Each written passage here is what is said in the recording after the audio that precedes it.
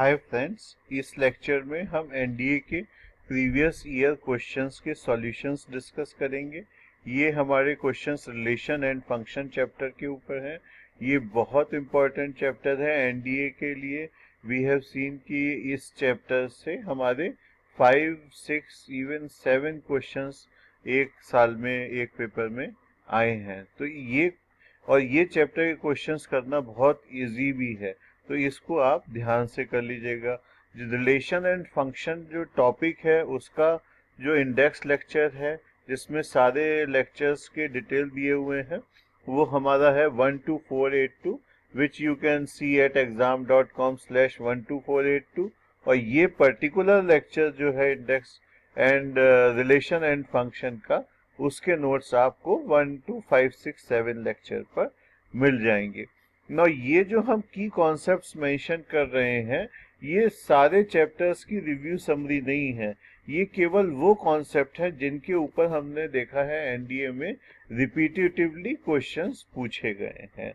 Now अब first हमारा जो कॉन्सेप्ट है जिसके ऊपर क्वेश्चंस एग्जाम्स में आए हैं, वो हमारा कॉन्सेप्ट है 1 on 2 का।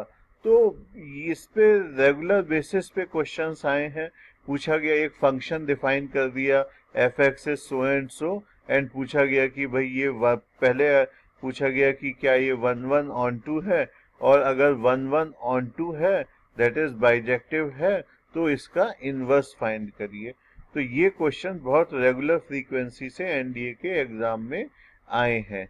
1 प्रूव करने का हमारा बिल्कुल स्टैंडर्ड तरीका है, जो एनडीए के क्वेश्चंस में एटलीस्ट इस मेथड के बाहर के क्वेश्चन हमने नहीं देखे हैं कि आप fx1 is equal to fx2 मान के चलिए, और fx1 और इज इक्वल टू fx2 मान के चलिए, और उसको सॉल्व करिए और चेक करिए कि x1 हमारा x2 के इक्वल आता है। अगर आ जाता है तो ये 1 है, नहीं है तो नहीं है। तो अगर फंक्शन दिया हुआ है x का कोई से x²+1/x+5, तो उस केस में तो आप इसको सीधा लगा दीजिएगा without any application of mind, and you will get the result whether the function is 1 in less than 15 seconds.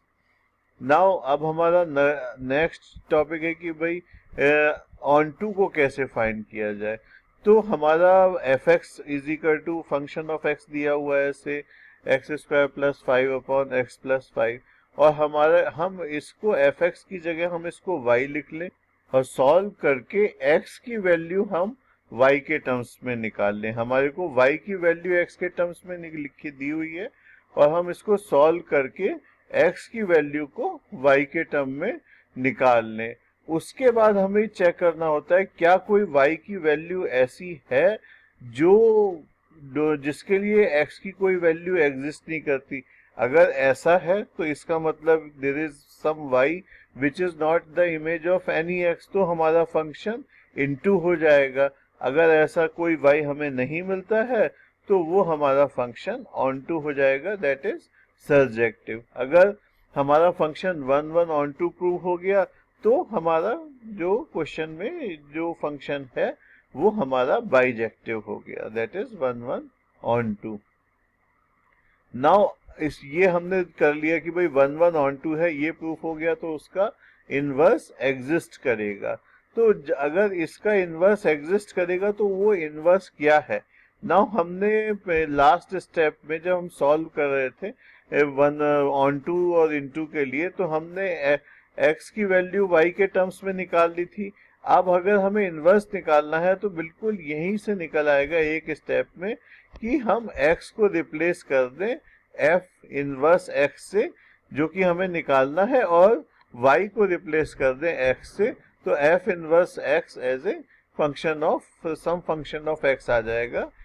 हमारा एक ही स्टेप का काम है, बस जिस मेथड से हमने ऑन टू और इनटू वाली चेक किया था उसी में हम y की जगह f इनवर्स x की जगह f इनवर्स x रख रहे हैं और y की जगह x रख रहे हैं। ये करके ही हमारा इनवर्स फंक्शन आ जाएगा। ये सब उन केसेस के लिए मेथड है कि जब हमारा f(x) is given as a function of x और हम उसको सॉल्व करके x की वैल्यू को हम y के टर्म्स में लिख सकते हैं। तो ये और जितने भी क्वेश्चन हमने देखे हैं एनडीए में 90% क्वेश्चन इसी तरह के मेथड को यूज करके किए जा सकते हैं।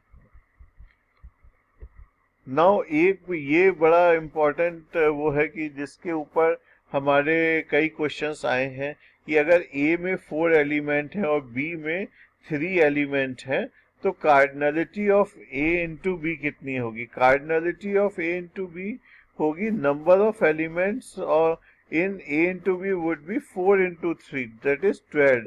अगर उसमें ये पूछ लेते हैं कंफ्यूज करने के लिए कि कई बार कि अगर दो एलिमेंट कॉमन है ए और बी में तो कितनी कार्डिनलिटी होगी तो ए इंटू बी की, तो भी हमारी कार्डिनलिटी जो है वो 12 ही होगी। रीजन क्या है कि ये ऑर्डर्ड पेयर्स हैं ए इंटू बी में जो आते हैं, तो अगर एलिमेंट सेम भी हैं तो भी उससे हमारी cardinality of A into B के ऊपर कोई फर्क नहीं पड़ेगा।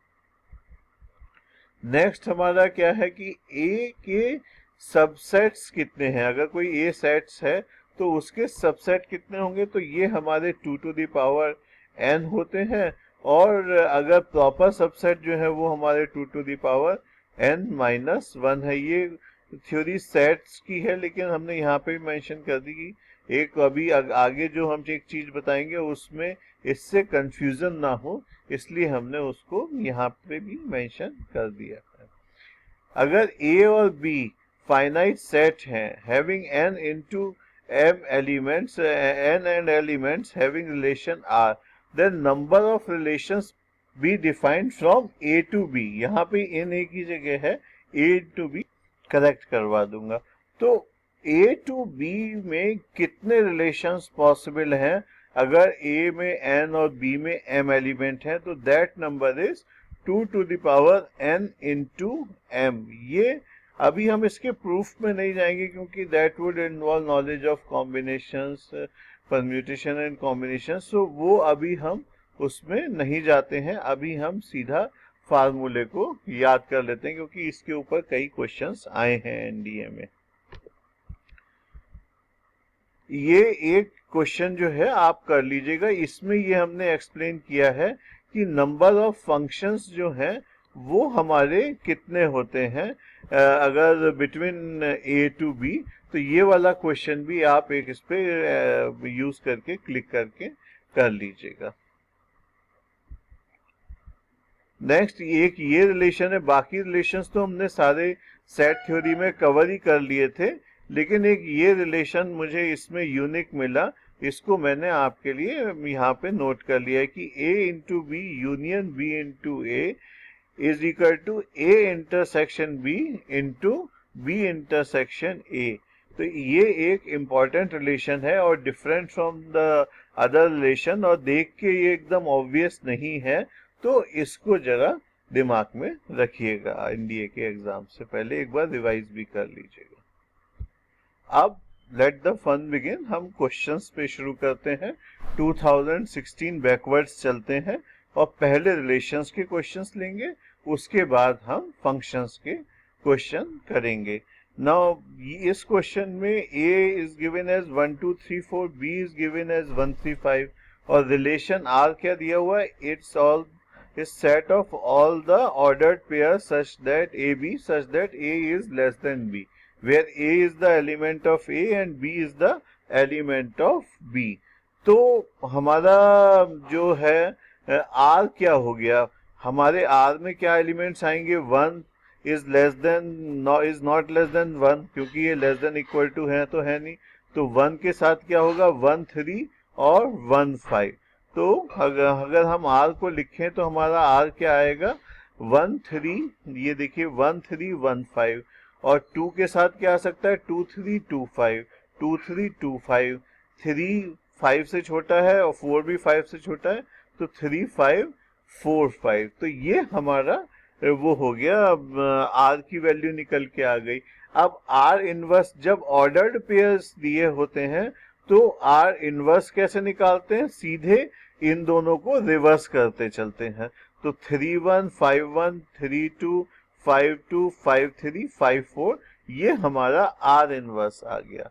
नाउ ये यहाँ तक तो सब लोग बहुत इजीली कर सकते हैं जिनको बेसिक्स क्लियर है, लेकिन यहाँ के बाद मैंने जो हम जिन लड़कों को कोच करते हैं एनडीए के लिए, वो उसमें हमने ये फाइंड आउट किया कि सब लोग जो है despite our telling time and again R O R inverse निकालने के लिए पहले अगर इसको करने का तरीका बेस्ट हमारा डायग्राम से है तो पहले आर लिखेंगे, फिर आर डैश लिखेंगे, आर इनवर्स लिखेंगे, फिर उसको आर ओ आर इनवर्स निकालेंगे। लेकिन अगर हमें आर ओ आर इनवर्स निकालना है तो पहले हमें आर इनवर्स लिखना पड़ेगा, फिर हमें आर लिखना पड़ेगा, देन ये जो रिलेशन है आर ओ आर इनवर्स होगा। मैंने थ्योरी में बताया था कि अगर ये हमारा एफ फंक्शन है, ये जी फंक्शन है, तो ये वाला फंक्शन जी ओ एफ होता है, ना कि एफ ओ जी होता है। जब अगर हम कोई वैसे लिखते हैं ना जी ओ एफ एक्स, तो उसकी वैल्यू तो सब लोग जी एफ एक्स लिखेंगे, लेकिन जब ऑर्डर्ड पेयर्स हैं और हमें वैल्यूज दी हुई है, रिलेशनशिप दी हुई है in terms of ordered pair, तो इसको लगाने में मैंने स्टूडेंट्स को फ्रीक्वेंटली गलती करते हुए देखा है। आई होप कि अब आप इस चीज में गलती नहीं करेंगे। तो आर इनवर्स हमने यहाँ से लिख लिया कि भाई थ्री हमारा कहाँ कहाँ जा रहा है, थ्री हमारा थ्री 1 और 2 पे जा रहा है, और 5 हमारा 1 2 3 4 पे जा रहा है, 1 कहीं नहीं जा रहा है। ये हमारा रिलेशन ये आ गया। 1 हमारा अब जो आर है उसमें 1 हमारा 3 और 5 पे जा रहा है, 2 हमारा 5 पे जा रहा है, 3 5 पे जा रहा है, 2 3 और 5 पे जा रहा है, 3 भी हमारा 5 पे जा रहा है, 4 भी 5 पे जा रहा है। अब हमें आर इनवर्स ओ आर निकालना है, तो आर ओ आर इनवर्स निकालना है, तो हमारा क्या आया 3 1 3, तो 3 3 एक इसका एलिमेंट हो गया, 3 3 हमारा एक एलिमेंट हो गया। फिर 3 2 पे जा रहा है और 3 जा रहा है, ये तो सेम हो गया। तो हमारा 3 से जो एलिमेंट है 3 2 हमारा आया, और 3 2 हमारा 5 पे भी जा रहा है, तो 3 5 भी हो गया इसका एलिमेंट। तो 3 3 और 3 5 आ गए, और 5 1 पे जा रहा है, 1 3 पे जा रहा है, और 5 पे जा रहा है, तो 5 3 और 5 5 हमारे दो एलिमेंट आ गए। तो ये हमारा आर ओ आर इनवर्स निकल गया। ये भी क्वेश्चन बिल्कुल सिंपल और स्ट्रेट फॉरवर्ड है, प्रोवाइडेड आपके कॉन्सेप्ट्स बिल्कुल क्लियर है, और इन क्वेश्चंस को करने में आपको 1 मिनट से ज़्यादा नहीं लगेगा, क्योंकि अगर आप को कहीं कंफ्यूज नहीं होते हैं क्वेश्चन में। नेक्स्ट क्वेश्चन हमारा एनडीए पेपर 1 2016 का रिलेशंस का। ये देखिएगा कि जो हम दिखा रहे हैं कि भाई एक ईयर में 8-10 क्वेश्चन है, तो वो एक ही पेपर में नहीं आए हैं। वो एनडीए का एग्जाम साल में 2 बार होता है, तो we have not written here April और सितंबर exam. we although we have this information in database, but as we are just doing it for practice, तो इसमें ये ध्यान रखिएगा कि ये इतने ज्यादा क्वेश्चंस एक पेपर में नहीं आए हैं 2016 में। रिलेशन के 2 या 3 क्वेश्चन, एक क्वेश्चन हमारा सितंबर में आ गया होगा, एक हमारा अप्रैल में आ गया होगा। नाउ एक्स, एक हमारा रिलेशन दिया हुआ है एक्स स्टार वाई, और if and only if X is less than equal to Y square. पूछा है कि ये रिफ्लेक्सिव और ट्रांजिटिव और सिमेट्रिक, ये बिल्कुल ये रिफ्लेक्सिव, ट्रांजिटिव और सिमेट्रिक के ऊपर हर बार 1 या 2 क्वेश्चन इसमें आ जाता है। तो अब पहले तो x कोई अपना नंबर है और y स्क्वायर हमारा, और ये x और y हमारे पॉजिटिव नंबर्स हैं।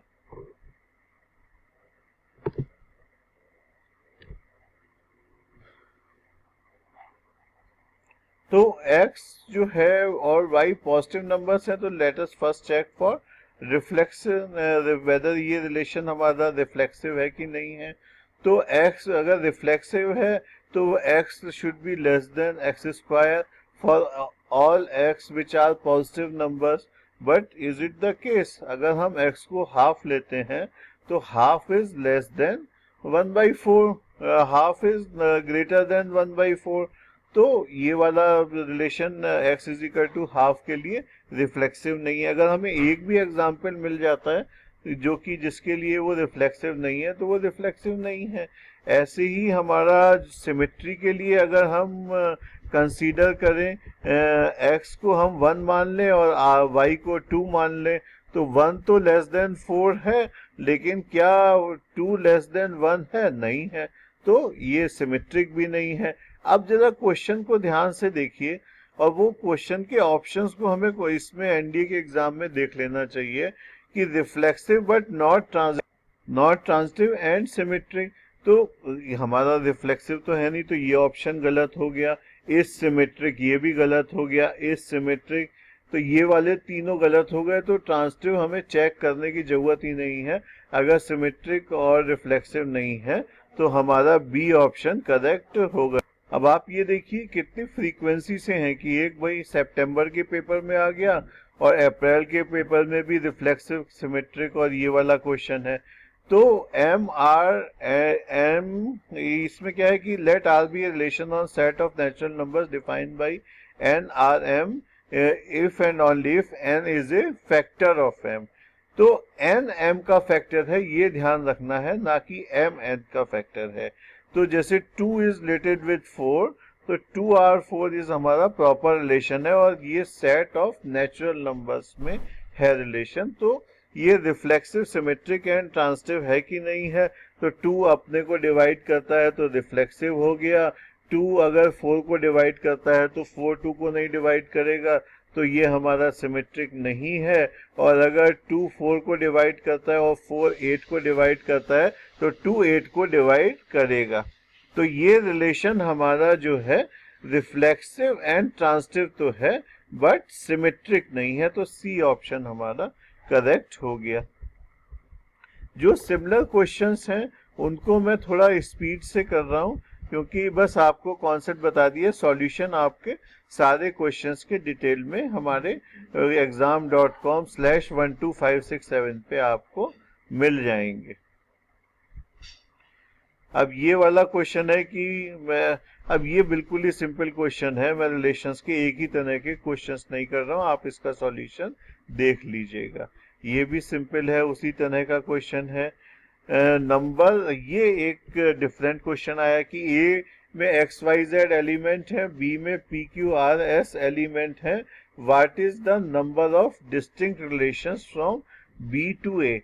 अगर 3 है और 4 है तो हमारे रिलेशन कितने होते हैं? 2 into 3, 2 to the power 3 into 4, that is 2 to the power 12, that is the number of relation। अब आप उसको बैठ के आराम से एग्जामिनेशन हॉल में कैलकुलेट करिएगा।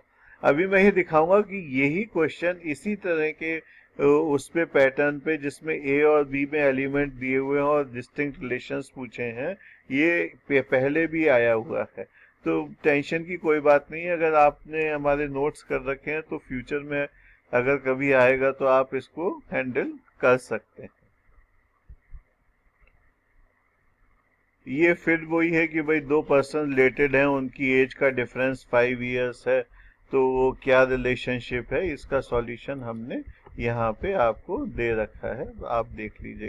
ये बेसिक कॉन्सेप्ट के ऊपर क्वेश्चन है हमारा, और अगर आपने हमारी थ्योरी को ध्यान से पढ़ा है तो हमने इस पॉइंट को बहुत अच्छे से एक्सप्लेन किया है कि अगर कोई रिलेशन है बिटवीन ए टू बी तो उसकी क्या कंडीशन होनी चाहिए। उसकी कंडीशन ये होनी चाहिए, एक तो रिलेशन में भी ये कंडीशन होनी चाहिए कि ए जो है उसका सारे एलिमेंट बी पे मैप होने चाहिए।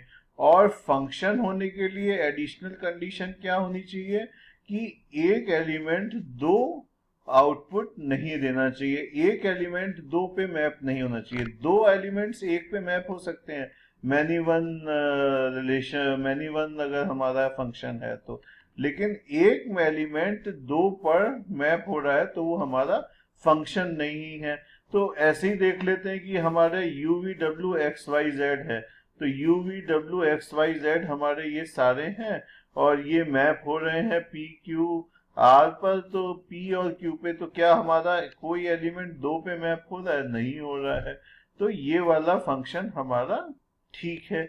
नाउ इसमें क्या है कि u v w z हमारे पास तो 6 एलिमेंट्स है ना, तो हमारे दो एलिमेंट्स तो W और क्या कहते हैं, हमारे दो एलिमेंट कौन कौन से, U V W Z, तो X और Y किसी पे मैप ही नहीं हो रहे हैं, तो फंक्शन तो बहुत दूर की बात है, ये रिलेशन भी नहीं है।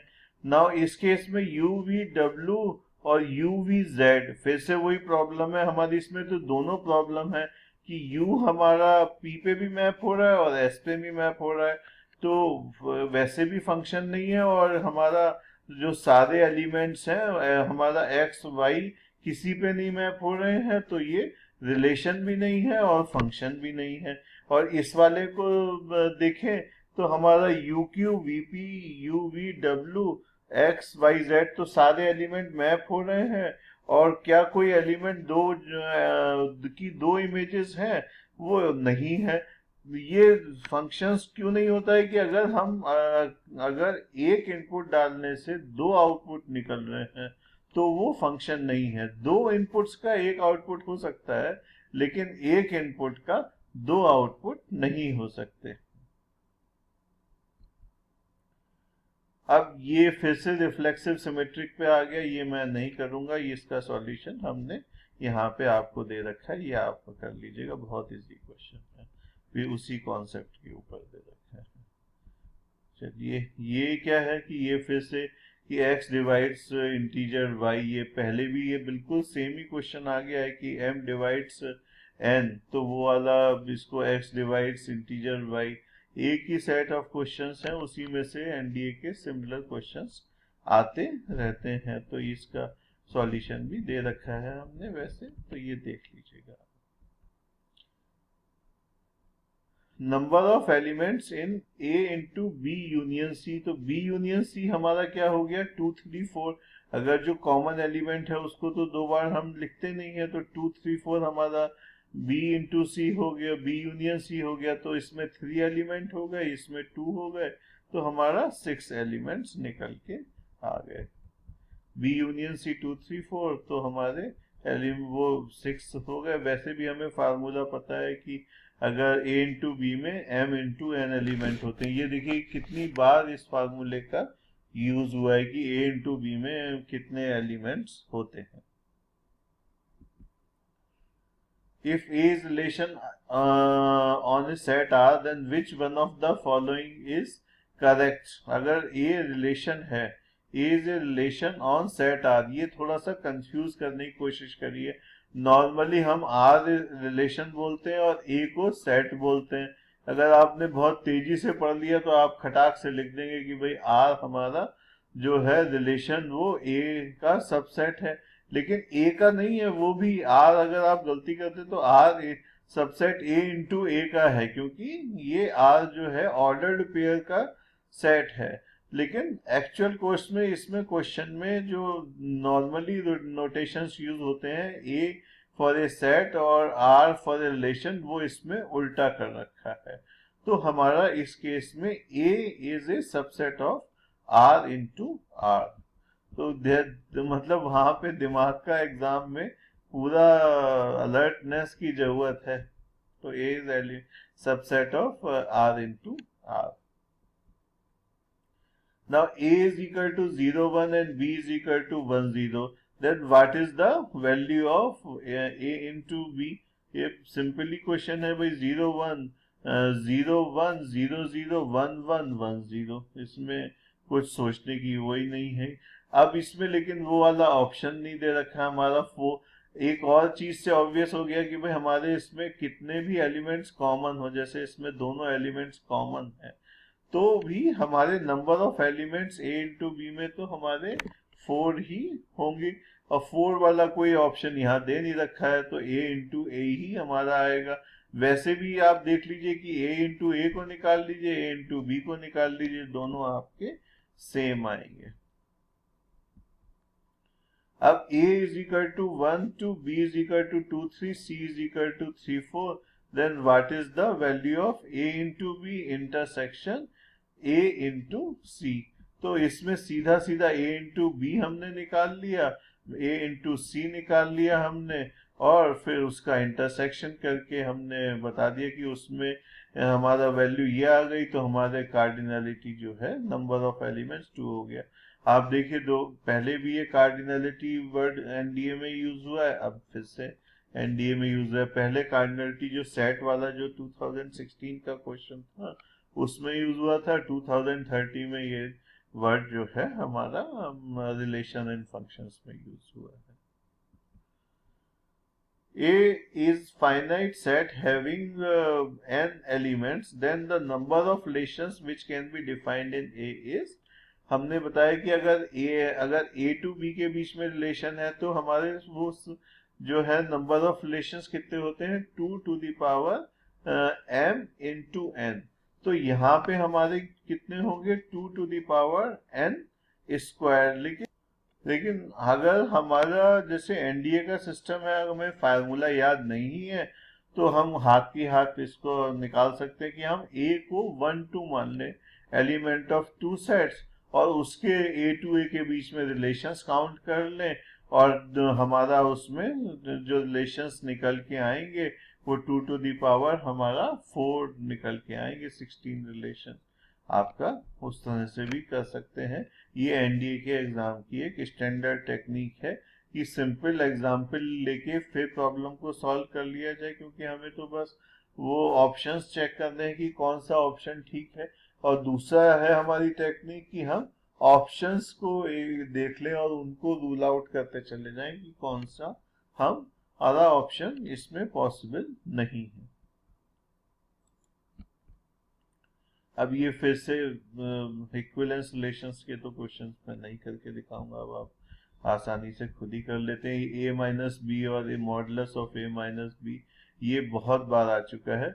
जो A minus B is divisible by 5, इसमें बस एक चीज आप ध्यान रखिएगा कि जब हम ट्रांजिटिव वाला रिलेशन प्रूव कर रहे हैं तो हमारे को प्रूव करना है कि भाई a minus B is divisible by 5 and b minus B is divisible by 5, b minus C is divisible by 5, तो हमें a माइनस सी को डिविजिबल प्रूफ करना है बाई 5।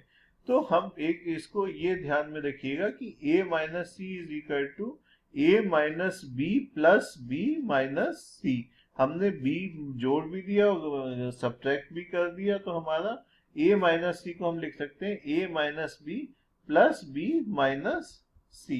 तो ये हमारा उस, क्योंकि a माइनस बी भी 5 से डिविजिबल है और b माइनस सी भी 5 से डिविजिबल है, तो ये हमारा आंसर इसका जो है ये आ गया कि रिलेशन ट्रांजिटिव भी है, रिफ्लेक्सिव और सिमेट्रिक ऑब्वियसली है, तो ये हमारा इक्विवेलेंस रिलेशन आ गया। तो ये तीनों है तो इक्विवेलेंस रिलेशन हो गया। अब number of elements in A into B, फिर से अगेन वही क्वेश्चन, भाई सीधा सीधा 4 इंटू 3 12। अब ये consider the following with regard to relation R on a set of real numbers defined by x is related with y if 3x plus 4y is equal to 5। ठीक है, पूछा है कि is 0 related with 1, तो 3 0 हो गया, plus 4 is not equal to 5, तो first is wrong. 1 is related with half, 3 plus 4 into 1 by 2 हमारा कितना हो गया, 2 हो गया, तो 3 plus 2 is equal to 5 हो गया हमारा ये वाला। और थर्ड हमारा क्या है, 2 by 3 और 3 by 4, तो क्या हो गया, 2 plus 3 is equal to 5, तो हमारा थर्ड भी करेक्ट है। तो आंसर क्या आ गया, सी, मतलब सेकंड और थर्ड दोनों करेक्ट है। Let M be the set of man and R, ये तो फिर वो इक्विवेलेंस वाला, ये आप खुद कर सकते हैं, इसका सॉल्यूशन ये दिया हुआ है। हाँ, अब ए और बी और फिर A intersection B, A into B intersection B into A निकालना है। अब अगर हम ए इंटू बी निकालेंगे और बी इंटू ए निकालें तो वो बड़ा लंबा है, लेकिन हमने आपको शुरू में ही इसका फार्मूला बता दिया था कि ये इसकी वैल्यू क्या होती है। वो फार्मूला आप यूज कर सकते हैं या फिर आप इसको डायरेक्टली भी कैलकुलेट कर सकते हैं, ए इंटू बी और बी इंटू ए, और इसको चेक कर सकते हैं कि इनमें कौन से इंटरसेक्शन कौन सा है। तो इस तरह के क्वेश्चंस एनडीए में एक क्वेश्चंस के लिए आपको अराउंड 1.15 मिनट्स मिलते हैं, तो आप की से ये एक्सपेक्ट करा जाता है कि आपकी प्रैक्टिस करने की स्पीड, मतलब क्वेश्चन को सॉल्व करने की स्पीड अच्छी है, तो आपको उसके लिए काफी प्रैक्टिस करनी पड़ेगी। Now on a relation R है 1 2 3 में, तो पूछा है रिफ्लेक्सिव है, तो भाई रिफ्लेक्सिव होगा अगर 1 1 2 2 3 3 है, ये है ही हमारे। अगर क्या कहते हैं इसमें 1 2 एलिमेंट है तो 2 1 भी होना चाहिए, तभी सिमेट्रिक होगा, तो सिमेट्रिक नहीं है। लेकिन अगर 1 2 और 2 3 है तो 1 3 भी इसका एलिमेंट है, तो ट्रांजिटिव भी है। तो ये भी बहुत ही सिंपल क्वेश्चन था, आप मतलब देख के ही कर सकते हैं, इसमें पेन टच करने की हमारे को जरूरत ही नहीं है। A is equal to 2 3, B is equal to 4 5, C is equal to 5 6, then what is the number of elements? फिर से वही क्वेश्चन आ गया, देखिए B इंटरसेक्शन C में 1 हो गया, A में 2 है, तो 2 into 1 हमारा आंसर 2 आ गया। तो इसलिए मैं हमेशा कहता हूँ कि एनडीए के एग्जाम के लिए प्रीवियस ईयर्स के पेपर्स के क्वेश्चन करना बहुत जरूरी है। अगर इसी क्वेश्चंस को, जैसे आप हमारे में 2007-8 से हैं क्वेश्चन, अगर मैं आपके ये उल्टे रिवर्स ऑर्डर में करूं कि 2007-8 से करूं, तो 10-11 तक आते आते सारे क्वेश्चंस ऐसे हो जाएंगे कि फिर जो लास्ट 2-3 इयर्स के क्वेश्चंस हैं वो रिपीट हो रहे हैं।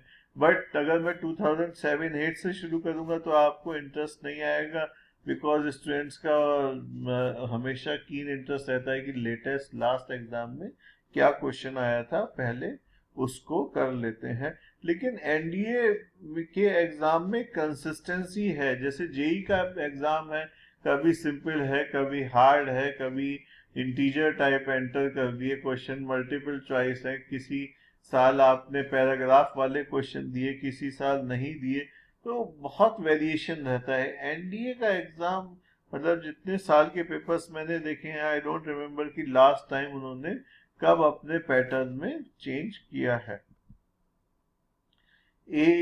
Order of A set A is 3 and that of a set B is 2, what is the number of relation?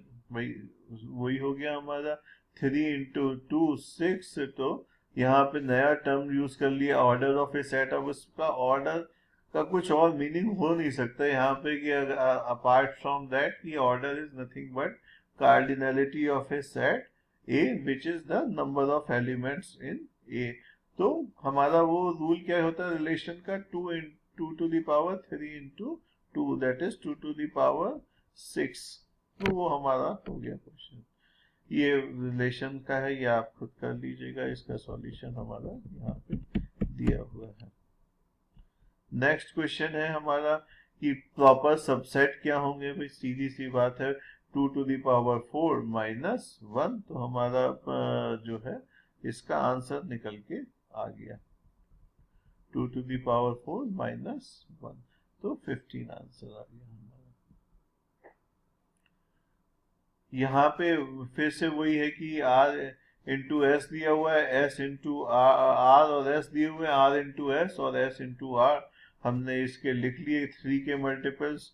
तो इसमें भी ये हमने कई बार कर चुके हैं इस तरह की क्वेश्चन कि हम इनको सीधा लिख देते हैं 3 6 9 और फिर कर लिया, और फिर R इंटू एस में हमने देख लिया कि क्या क्या कॉमन निकल के आएगा और उसमें क्या हमारा क्या क्या कॉमन निकल के आएगा, और हमने फिर उसका आंसर निकाल दिया। बहुत सिंपल क्वेश्चन है, इसको मैं डिटेल में नहीं एक्सप्लेन करूँगा, ये इसमें तो कुछ कहने की जरूरत ही नहीं है, इस तरह का अभी हमने क्वेश्चन किया है। वहां पे A की जगह 1, B की जगह 2 और C की जगह 3 था। तो देखिए किस फ्रीक्वेंसी से क्वेश्चंस हमारे एनडीए में रिपीट होते हैं। ये A दिया हुआ है, B दिया हुआ है, अगर रिलेशन है कि 1 less than A to B, देन how many elements will R contain. देख लीजिए भाई, -1 है तो 0 हो सकता है, और केवल 0 हो सकता है, 2 है तो 3 हो सकता है, 5 है तो 6 हो सकता है, 8 है तो हमारा कुछ नहीं हो सकता है। तो हमने रिलेशन वाला सेट लिख लिया इस तरह से, और उसमें देख लिए कि भाई हमारे कितने एलिमेंट आए, 3 आए, हमने 3 का कर दिया। तो कुछ क्वेश्चंस तो एनडीए में बहुत ही सिंपल आते हैं, कुछ थोड़े हमारे टिपिकल भी आते हैं।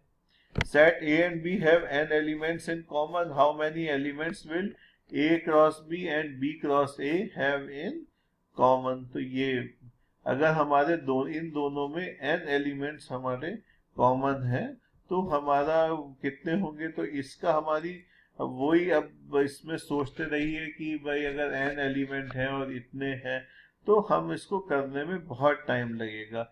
लेकिन अगर हम एक सिंपल एग्जांपल ले लें कि भाई ए हमारा 1 2 3 है और बीट हमारा 2 3 4 है, या तो ये सोच के छोड़ दें कि ये तो हमें फार्मूला पता नहीं है तो हम इसको कैसे करेंगे।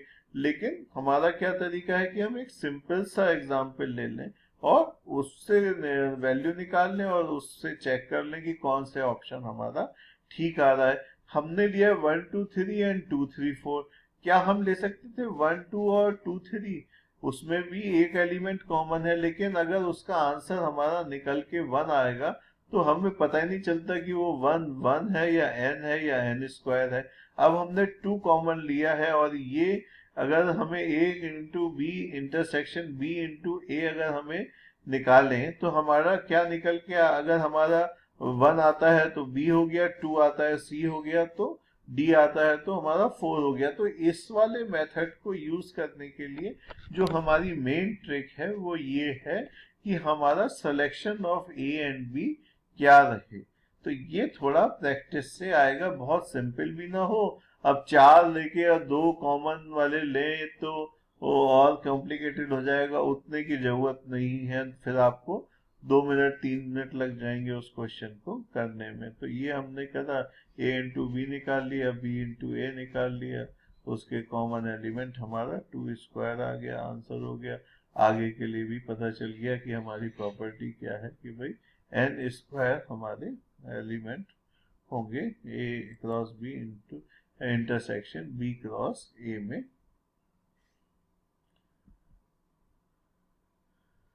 a is equal to 1 2 3 4 b ये दे रखा है, is relation from a into A. अब ये मैं नहीं करूंगा, बहुत ही सिंपल क्वेश्चन है। एक्स स्क्वायर ये भी वही है कि, हाँ चलिए ये देख लेते हैं, थोड़ा ठीक लग रहा है। X element of R X square less than 0 is not a set, here R is the set of real number. बिल्कुल ठीक बात है ये कि ये हमारा एक्स स्क्वायर लेस देन 0 में, लेकिन यहाँ पे क्या कह रहा है, इज नॉट ए सेट। ये सेट तो है but it is an empty set.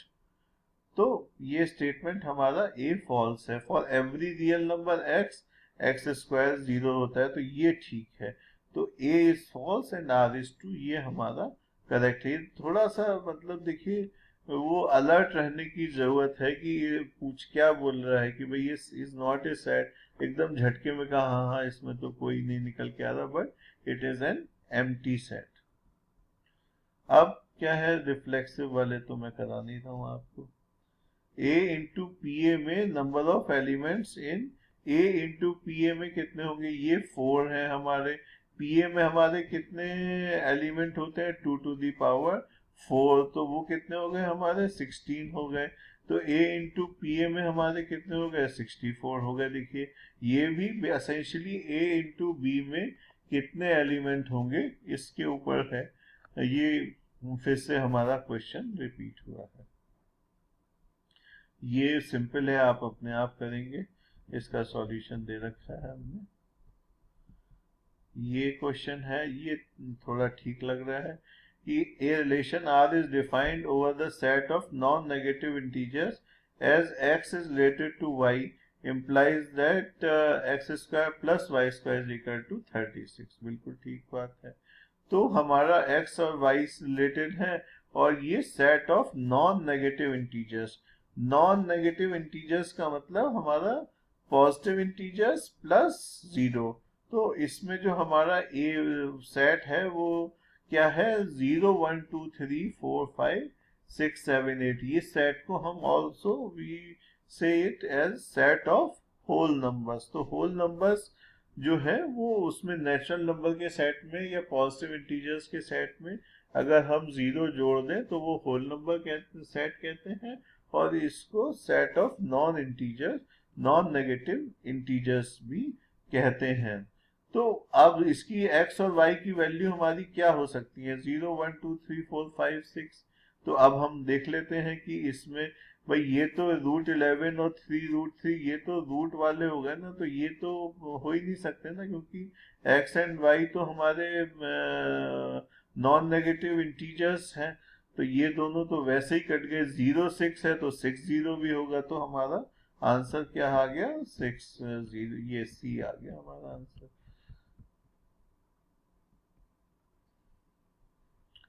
Parallelism आपको खुद करना है, ये क्वेश्चन बहुत ही ज्यादा सिंपल है। कुछ क्वेश्चन तो सिंपल देते हैं बिल्कुल ही एनडीए में। x element of w the set of whole numbers and x is less than 3। Whole numbers आ गया ना, देखिए कॉन्सेप्ट तो डेफिनेशन होल नंबर की क्या है कि 0 1 2 3 4 5 6, ये ध्यान रखिएगा। तो 0 1 2 हो गया हमारा, b हमारा क्या हो गया, जो कि 2 एंड 4 के बीच में है, तो ये 3 हो गया। c हमारा 3 एंड 4 दिए हुए हैं, तो A union B intersection C के एलिमेंट अब आपको निकालने में कोई दिक्कत नहीं होगी। 0 1 2 2 3, अच्छा ये लेस देन 2 3 कैसे आया, हाँ 2 वो है x greater than equal to 2 2 3 हो गया, ये हमारा 3 4 हो गया। तो आप इसको निकाल के हाथ से सॉल्व कर दीजिए।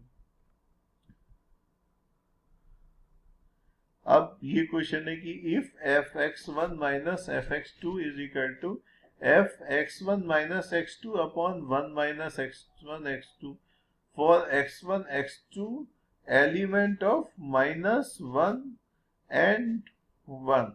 तो ये जो है ये इंटरवल है, ये नहीं है कि ये -1, अगर वो होता तो हमारा यहाँ पर सेट वाली नोटेशन आती, तो इसका मतलब होता है कि x1 x2 -1 और 1 यही दो वैल्यू ले सकते हैं। तो ये तो जनरल हमारी बहुत सारी वैल्यूज ले सकते हैं, तो इससे हम कुछ वो कंक्लूजन निकाल नहीं सकते हैं। तो इसका और तो मुझे तो एकदम कोई और स्ट्रेट फॉरवर्ड मेथड दिख नहीं रहा है। तो आप इसको सीधा एक एक ऑप्शन को लेके चलते हैं, और इसमें ये वाला कम लग रहा है क्योंकि सिमेट्री की वजह से, तो पहले let us try this one only. थोड़ा लेंथी क्वेश्चन है, लेट अस सी की अगर ऐसे लेंथी क्वेश्चन में क्या होता है कि जो थोड़ा ऑप्शंस में ध्यान रखना होता है कि पहला तो हमें फर्स्ट करना ही है, लेकिन सेकंड हम नहीं करेंगे। अगर फर्स्ट नहीं निकल के आता है तो हम थर्ड को ट्राई करेंगे, क्योंकि ये हमारा अच्छा फंक्शन नहीं है, तो इसके होने के चांस कम है। तो चलिए इसको हमने f(x) को ln 1 minus x upon 1 plus x माना, और अपनी जो कैलकुलेशंस की पावर और स्पीड है उसका पूरा इस्तेमाल करते हुए हमने इसको सॉल्व करा, और हमारा आंसर क्या आ गया इसका, अरे ये तो पहले वाले में ही सीधा निकल के आ गया। तो ये क्वेश्चन सिंपल है, लेकिन इसमें दो तरह के कंफ्यूजन एग्जाम में होंगे कि यार इतना लंबा क्वेश्चन तो ये हो नहीं सकता, इसकी कोई जरूर कोई शॉर्ट ट्रिक है, शॉर्टकट है, और उसको सोचने में ही आपने 3 मिनट लगा दिए। अगर आप इसको सीधे पहले वाले में रख के कर देते तो पहले ऑप्शन से ही आपका करेक्ट आंसर आ जाता। y is equal to x square upon 1 plus X square, where ये है, तो इसकी रेंज पूछी है। रेंज निकालने का हमारा बिल्कुल सिंपल तरीका है कि क्या हमारी रेंज होती है। रेंज के लिए हम यही काम करते हैं कि हम x को लिख लेते हैं और रूट y के टर्म्स में, और फिर हम देखते हैं कि y की कोई ऐसी वैल्यू है क्या जिसके लिए कि हमारा x की कोई वैल्यू नहीं है। तो 1 माइनस, अगर x हमारा एक तो 1 पे नहीं आ रहा है, या अगर x हमारा ग्रेटर देन 1 हो जाएगा तो भी हमारा इसमें वो नहीं आएगा। तो ये y अपॉन 1 माइनस y जो है हमारा, वो निकल के आया कि ये हमारा पॉजिटिव होना चाहिए और या 0 होना चाहिए। और 1 तो y एक तो हमारा 1 नहीं हो सकता, ये ध्यान हमने रखना है। नाउ ये क्या है, अगर वो है तो y minus 0 upon 1 minus Y, इसको अभी हम y माइनस 1 कर लेते हैं, ये लेस देन इक्वल टू 0 हो जाएगा। तो इसको अगर हम ऐसे लिख लें y minus 0 upon y minus 1 less than equal to 0, तो ये क्या निकल के आ गया कि हमारी इसकी वैल्यू 0 टू 1 के बीच में है और 1 हमारा इंक्लूड नहीं है, तो हमारा फर्स्ट ऑप्शन इसमें करेक्ट है।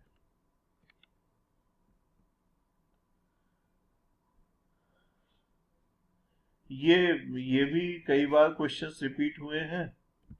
In this question, fx is given as the greatest integer function and gx is given as the modulus of function, and we have to find the value of gof minus 5/3 and fog minus 5/3। तो इन दोनों की value हम एक एक करके निकाल लेते हैं, फिर उनको घटा देंगे। That is a very simple method of solving this problem. तो gof minus 5/3 क्या हुआ हमारा? जी एफ ऑफ माइनस 5/3। तो अगर एफ हमारा ग्रेटेस्ट इंटीजर है तो इसको हमें नंबर फॉर्म में लिखना पड़ेगा ना। तो माइनस 5/3 हमारा कितना हो गया? -1.66। -1.66 अगर है तो एफ -1.66 कितना हो गया? -2। तो ये हमारा क्या हो गया? जी ऑफ -2। जी क्या है? मॉडुलस फंक्शन है। तो मॉडुलस ऑफ -2 हमारा क्या निकल के आ गया? मॉडुलस ऑफ -2 हमारा निकल के आ गया 2। तो हमारे फर्स्ट पार्ट की वैल्यू निकल के आ गई 2। Now FOG minus 5/3। तो अगर हमें g पहले लगाना है तो 5/3 का -5/3 का मॉडुलस ले लिया, तो ये हमारा अराउंड 1.67 आ गया। माइनस साइन हमारा हट गया। और अगर उसको हम greatest integer function GIF function लगाते हैं तो 1.67 का GIF वैल्यू की क्या हो गई? 1 हो गई। तो 2 माइनस 1 1। तो हमारा आंसर सी आ गया ये। अब ये क्वेश्चन दो पार्ट्स में था, मतलब पैसेज टाइप क्वेश्चन था कि अगर ये पार्ट पैसेज में दिया हुआ था और दो क्वेश्चन कराए थे तो ये वाला अब आप अपने आप कर ही सकते हैं कि FOF है -9/5, तो अराउंड -1.8 हो गया हमारा। तो -1.8 हो गया, ग्रेटेस्ट इंटीजर लगाया तो -2 हो गया, दोबारा से लगाया तो फिर से -2 आ गया। तो FOF -9/5 की वैल्यू हमारी कितनी आ गई? -2 आ गई। अब GOG की क्या है? -2 mod 2 हो गया और फिर दोबारा से लगाया तो mod 2 के 2 की mod करेंगे दोबारा से तो उसकी भी वैल्यू 2 आ गई। तो हमारा क्या वैल्यू निकल के आ गई? इसमें 2 आ गई। तो -2 + 2 = 0।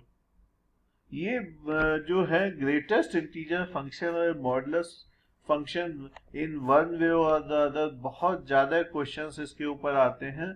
तो इन दोनों फंक्शंस को कैसे यूज करना है, इसके ऊपर बेस्ड क्वेश्चंस और इसके ग्राफ, ये सब आपको बहुत अच्छे से समझ लेना चाहिए एनडीए के एग्जाम के लिए।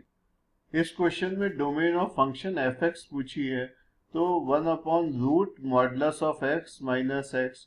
तो ये इस डोमेन के लिए क्या हमें करना है कि ये जो रूट के अंदर जो वैल्यू दी है ये तो पॉजिटिव हो एंड ये 0 ना हो। तो हमारा क्या है कि modulus of x minus x should B strictly greater than 0, तभी तो होगा, नहीं तो ये इमेजिनरी हो जाएगी इसकी वैल्यू। और अगर x हमारा पॉजिटिव है तो उस केस में हमारा क्या होगा कि अगर x माइनस x 0 हो जाएगा और x इज इक्वल टू 0 पर वो हो जाएगा। अगर हमारा x नेगेटिव है से -1 है तो ये हमारा क्या हो गया? 1, और ये हमारा भी 1 हो गया। तो ये √2 ये ठीक हो गया। तो सारे नेगेटिव वैल्यू के लिए तो ठीक है, पॉजिटिव वैल्यू तो करते ही मॉडुलस ऑफ x के जो है अगर हमारा ग्रेटर देन 0 है तो ये x ही हो गया ना, तो 0 हो गया। तो ये हमारा नहीं हो सकता। तो ये बहुत ही सिंपल क्वेश्चन है, लेकिन ये मैंने कई बार इस तरह के मिलते जुलते क्वेश्चन डिफरेंट एग्जाम्स में देखे हैं। तो x हमारा less than 0 is the solution.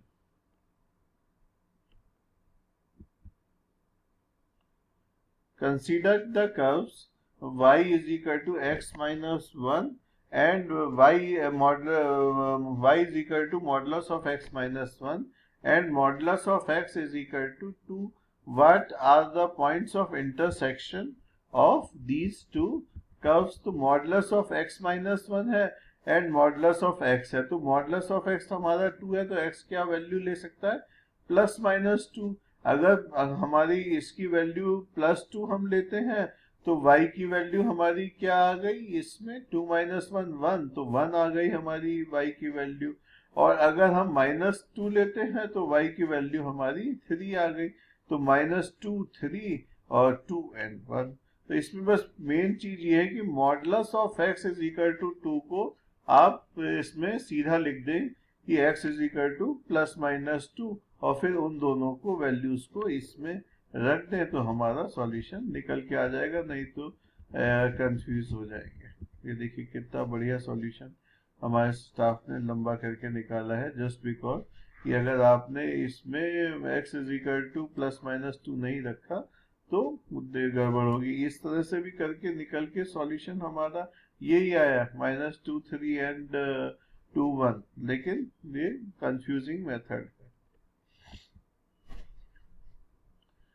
ये for each non zero real number let F x is equal to X upon modulus of X, ये हमारा क्या हो गया? सिग्नम फंक्शन हो गया। सिग्नम फंक्शन क्या होता है कि for x greater than 0 it is 1, क्योंकि मॉडुलस ऑफ एक्स हमारा x हो जाएगा ग्रेटर देन 0 के लिए, और x लेस देन 0 के लिए मॉडुलस ऑफ x हमारा -1 हो जाएगा। तो जब ये -1 हो जाएगा तो ये इसकी वैल्यू -1 होगी। तो for all x is equal to ये x नॉन जीरो है, तो x हमारा क्या निकल के आ गया? fx इज इक्वल टू ये निकल के आ गया। पूछ के रहा है कि द रेंज ऑफ f क्या है? हमारे उसमें रेंज में दो एलिमेंट है ना, +1 और -1, set consisting of 2 element is the range of signum function. ये हमने आपको अपने फर्स्ट लेक्चर्स में जो थ्योरी के हैं उसमें ये बात हमने आपको बताई। fx is equal to log e 1 plus x upon 1 minus x, gx is equal to 3x plus x cube 1 plus 3x square and goft is equal to gft। या जो इस तरह के सारे क्वेश्चन होते हैं वो टेक माय वर्ड बहुत ही ज़्यादा सिंपल होते हैं। goft ये तो डेफिनेशन ही दे रखी है, तो हमें gof e minus 1 upon e plus 1 निकालना है। ये तो सिंपल है, इसको कैलकुलेट हम कर सकते हैं कि पहले हम f e minus 1 upon e plus 1 निकाले। मेरे को पूरी उम्मीद है कि कोई बहुत ही सिंपल सी वैल्यू निकल के आएगी जिससे gx में हम रखेंगे तो हमारा आंसर निकल आएगा। तो लेट अस सी कि f e माइनस 1 इसमें fx में हम x की जगह e minus 1 upon e plus 1 रखते हैं तो क्या निकल के आता है। हमने ये रखा और हमारी कैलकुलेशन करी और हमारा क्या निकल के आ गया? देखिए हमारा निकल के आ गया 1, विच इज वेरी सिंपल। ये कैलकुलेशन तो आप खुद कर ही सकते हैं। तो gx हमारा कितना हो गया? 3 प्लस 1 अपॉन 1 प्लस 3, तो ये भी हमारा 1 आ गया। gof हमारा वैल्यू 1 आ गई और हमारा answer B correct. Now in this question 3 functions are given and question क्या है कि which of the above functions have inverse defined on their ranges. तो डोमेन इसकी R है, 0 to पाई है और इसकी R है, और पूछा है कि ये फंक्शंस में किनके इनवर्स एग्जिस्ट करते हैं ऑन देयर रेंजेस। ये हमारा मोस्ट इंपॉर्टेंट वर्ड है कि ऑन देयर रेंजेस। इसका मतलब क्या है कि इन फंक्शंस की जो रेंज है वही इसकी कोडोमेन है। तो कोडोमेन और रेंज हमारी सेम है, तो इसका मतलब है कि तीनों फंक्शन एज पर डेफिनेशन हमारे ऑन टू है। तो हमें ऑन टू चेक नहीं करना है, हमें केवल एक चीज करनी है कि इसमें से कौन से फंक्शन हमारे 1 1 है।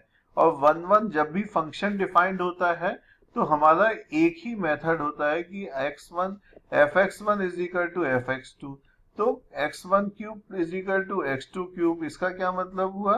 x1 is equal to x2, तो ये वाला फंक्शन हमारा जो है वो इन्वर्टेबल है।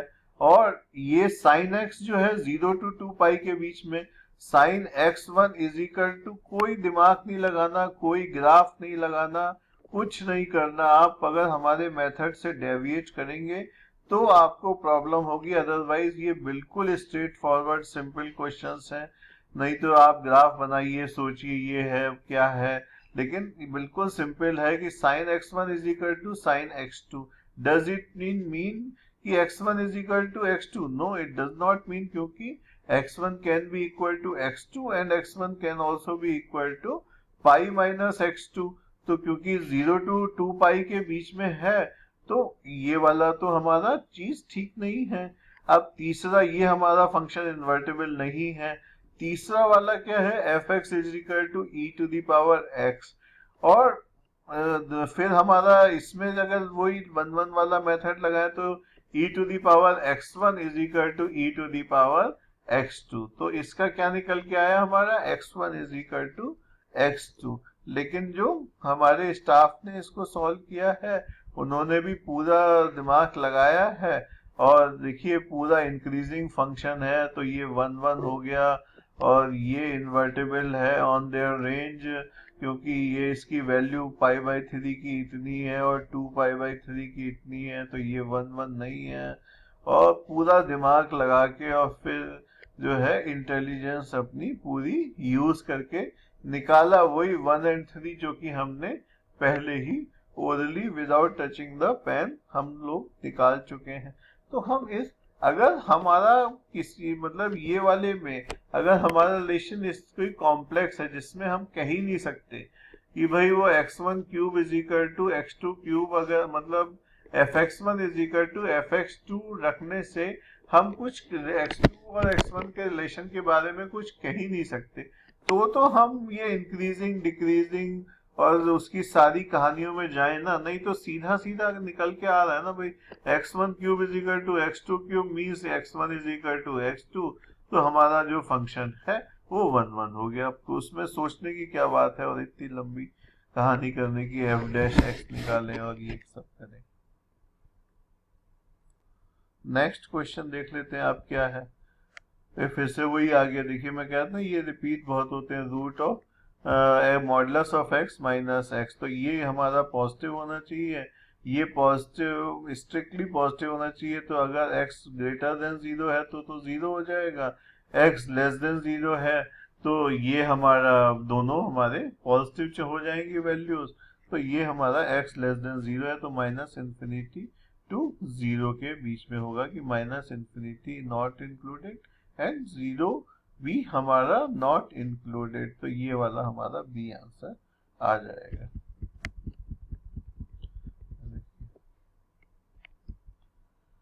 F X Y is equal to F x plus F Y is true for all polynomial trigonometric exponential logarithm.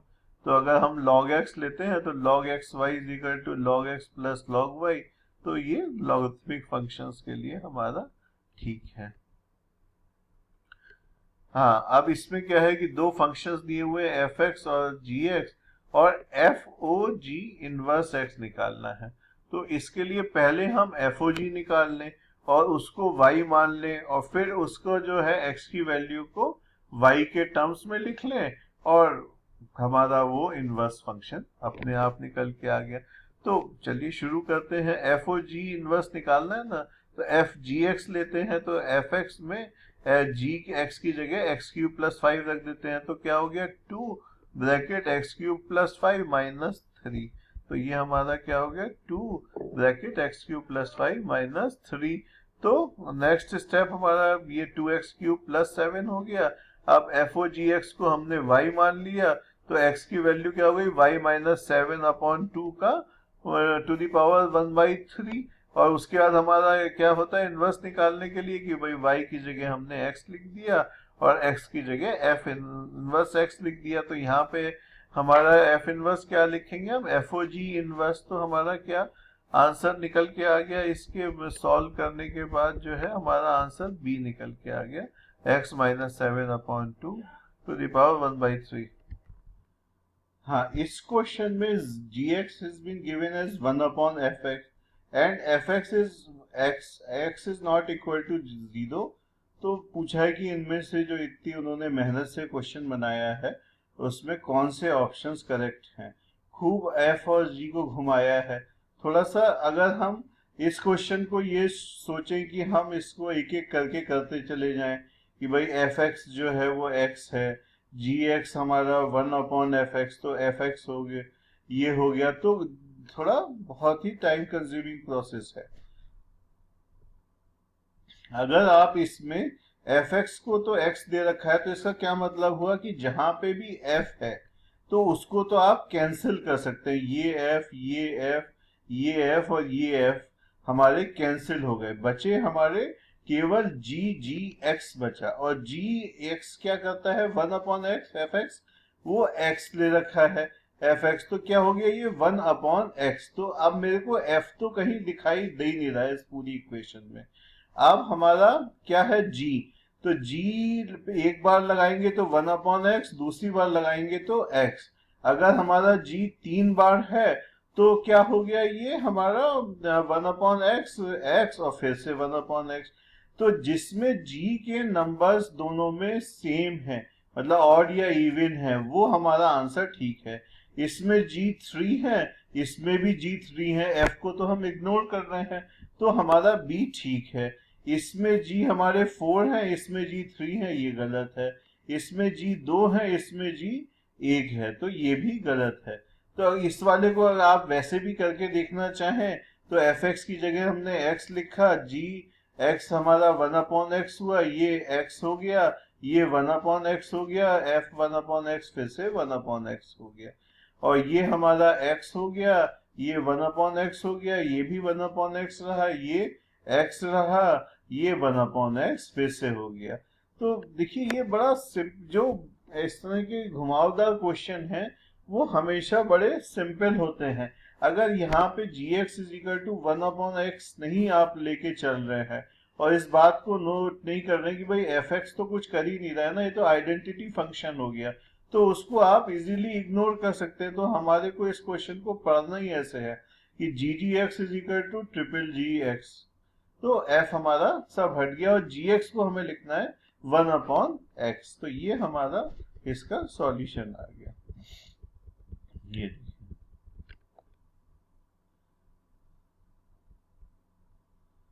हाँ, इस क्वेश्चन में क्या है कि r टू r में एक फंक्शन है X cube and F A is equal to F B implies a is equal to b for all b element of r if the function is 1 1। तो ये भी ठीक है, ये फंक्शन हमारा 1 1 है, fx1 is equal to fx2, हमारा यही तो मेथड है।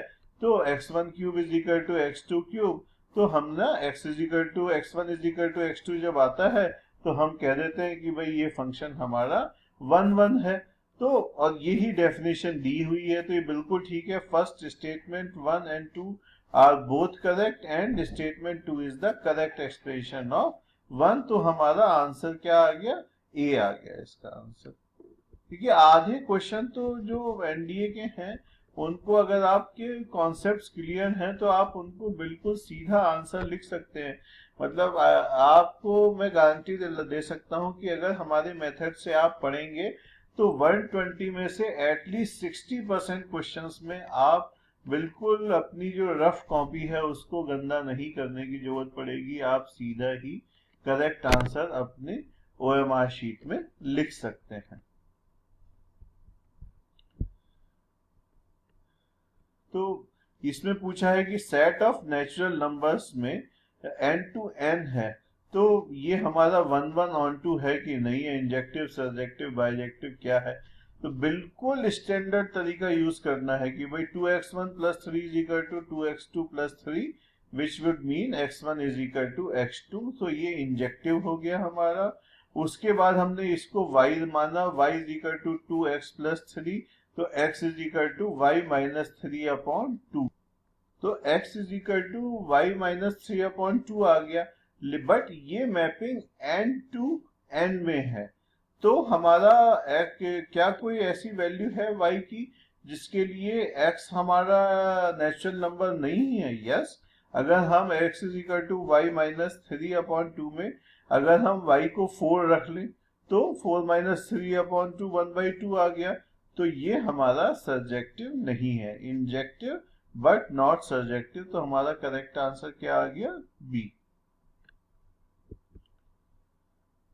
fx is equal to ax plus b, gx is equal to cx plus d such that f gx is equal to g fx, then which one of the following is correct? ठीक है भाई, इसमें सीधा सीधा चलते चले जाते हैं, f gx की वैल्यू निकाल लेते हैं और g fx की वैल्यू निकाल लेते हैं और देखते हैं कि क्या निकल के उसका, दोनों को इक्वल करते हैं और देखते हैं कि क्या निकल के आता है। उससे पता चलेगा कि हमारा कौन सा इनमें से ठीक है। तो लेट अस सी, स्टार्ट करते हैं इसका।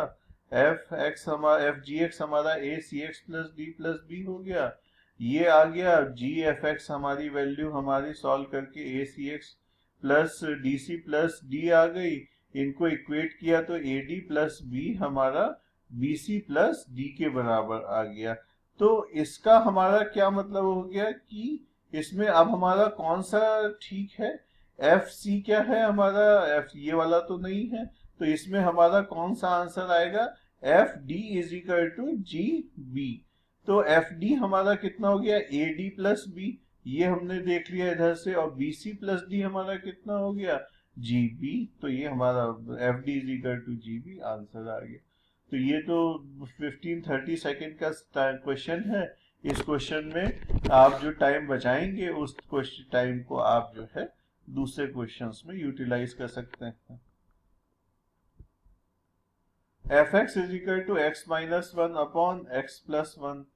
तो F x plus 1 upon F X minus 1 plus X की वैल्यू निकालनी है। तो इसकी वैल्यू हम कैसे निकाल सकते हैं? बहुत सिंपल तरीका एक तो ये है कि हम एफ एक्स की वैल्यू इसमें रख दें x minus 1 upon X plus 1। लेकिन अगर दूसरा एक तरीका है कि इस वाले एक्सप्रेशन की वैल्यू हम कंपोनेंडो और डिविडेंडो से निकाल सकते हैं, जो हमने 10th क्लास में पढ़ा है। इसको एफ एक्स अपॉन 1 माना और F x plus 1 upon F X minus 1 is equal to X minus 1 plus X plus 1 and X minus 1 minus X minus bracket में एक्स प्लस 1।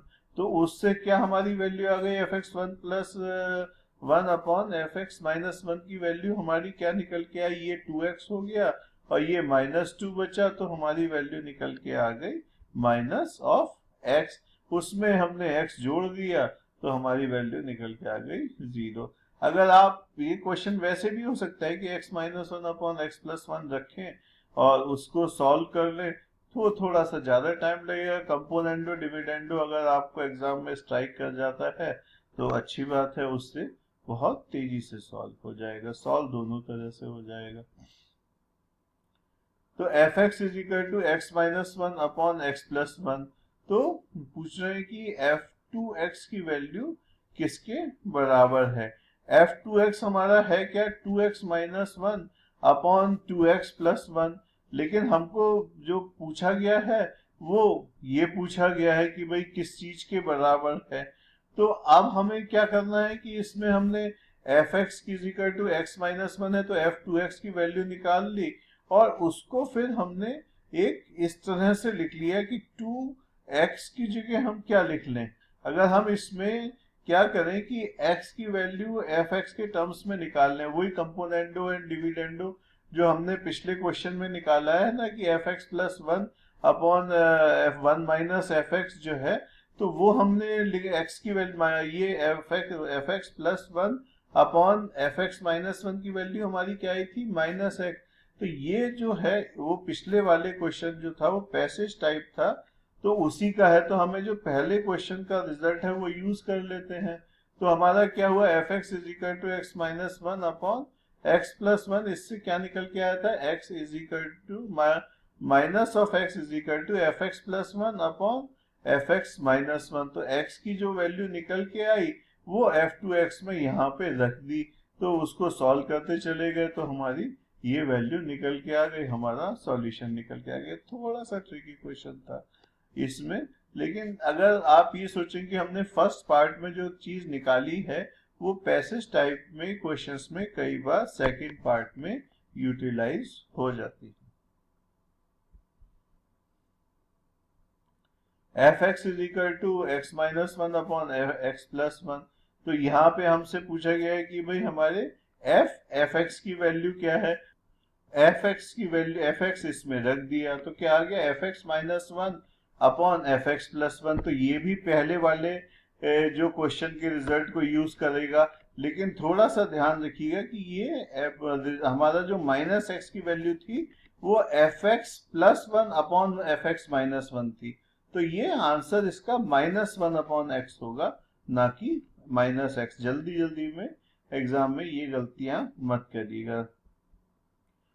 अब ये क्या है कि let N denote the set of you a non negative integers and z denote the set of all integers. The function F Z to N okay is given by fx is equal to modulus of x is 1 but not n2। 1 तो हो ही नहीं सकता, ये straight line अगर हम graph से चले तो हमारा क्या निकल के आएगा। अगर हम वैसे भी चले कि modulus of x1 F X one is equal to F X two से चले, पहले तो हम वही वाला देखते ना, हम ग्राफ और ये क्यों सोचें कि F X one is equal to F X two. तो हमारा क्या आ गया modulus of x1 is equal to modulus of x2। Does it mean कि x1 is equal to x2? No. अगर x1 हमारा 2 है और x2 हमारा माइनस 2 है, क्योंकि z तो हमारा सेट ऑफ इंटीजर्स है ना। अगर ये नेचुरल नंबर्स होता तो ठीक है, मैं वी एग्री कि हाँ ये हो जाता, लेकिन इस केस में तो ये हमारा F X one is equal to F X two से हमारा answer x1 is equal to x2 नहीं निकल के आया। तो ये हमारा फंक्शन 1 नहीं है। अब ऑन टू करना है, तो ऑन टू के लिए हमारा क्या मेथड है कि y is equal to modulus of x रख दिया। तो अब क्या कोई y is equal to modulus of x से क्या हम ये कंक्लूड कर सकते हैं कि देर को कुछ वैल्यूज y की ऐसी हैं जिनके लिए x की कोई वैल्यू नहीं है? यस। अगर y को हम -3 मान लें तो x कुछ भी ले लें, चाहे हम -3 लें या +3 लें, हमारी वैल्यू तो -3 नहीं आएगी ना, क्योंकि मॉडुलस ऑफ x है। तो ये जो हमारा फंक्शन है ये हमारा इनटू फंक्शन है। तो ये वाला हमारा फंक्शन जो है 1 ऑन टू में से कुछ भी नहीं है। ये हमारा इसका सॉल्यूशन हमने यहाँ पे आपको दे रखा है। अब ये क्या है कि f o f x z is equal to f o f x where f x is equal to x square, that d z upon d x की वैल्यू निकालनी है। एफ को 2 बार करा तो एक्स स्क्वायर कर दिया, एक्स की जगह एक्स स्क्वायर रख दिया तो एक्स टू दी पावर 4 हो गया, तो 4x क्यूब हो गया। कहाँ आपको पेन यूज करना पड़ा इसमें? तो हमारा सीधा साधा आंसर है 4x क्यूब हमारा निकल के सी आ गया। आपने 10 सेकंड से कम टाइम में करके और ये टाइम जो है हमारा बाकी क्वेश्चंस के लिए यूटिलाइज कर लिया। ना f x is equal to modulus of x upon x, तो ये तो वही रिपीट हो गया क्वेश्चन, ये तो पहले भी आया था, हमने इसकी वैल्यू निकाली थी ना -1 तो ये हमारा सी आंसर हो गया। मैं तो मेमोरी से कर दिया। सिग्नम फंक्शन है वो पॉजिटिव वैल्यूज ऑफ एक्स के लिए 1 होता है, नेगेटिव वैल्यूज के लिए हमारा -1 होता है। तो हमारा आंसर सी आ गया।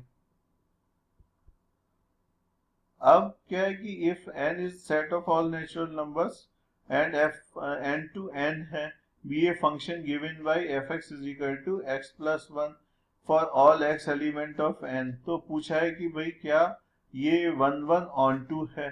तो 1 तो एकदम समझ में आ रहा है, x1 plus 1 is equal to x2 plus 1, तो x1 is equal to x2, तो 1 तो हो गया। अब क्या ये ऑन टू भी है? n टू n में है, तो अगर हम y रखें और x तो क्या हो गया y is equal to x plus 1, तो x हमारा क्या हो गया y minus 1।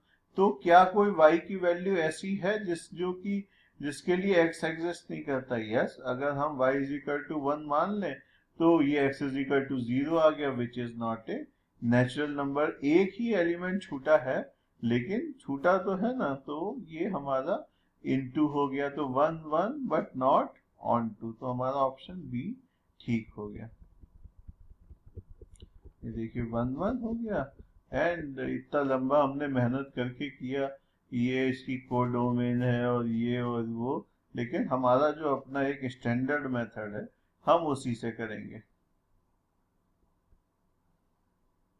fxy is equal to fx fy, then ft may be of the form, क्या हो सकता है, t प्लस k तो हो नहीं सकता, t to the power k, तो मतलब जो देख के ही आपको लग रहा है कि भाई कांस्टेंट जोड़ देंगे तो वो नहीं आएगा निकल के, t to the power k है तो t to the power m, और n अगर हमारी हो गई x और y में तो m प्लस n हो गया, वो t to the power m t to the power n हो गया, हमारा काम खत्म हो गया। तो इसका आंसर हमारा क्या आ गया, डी आ गया।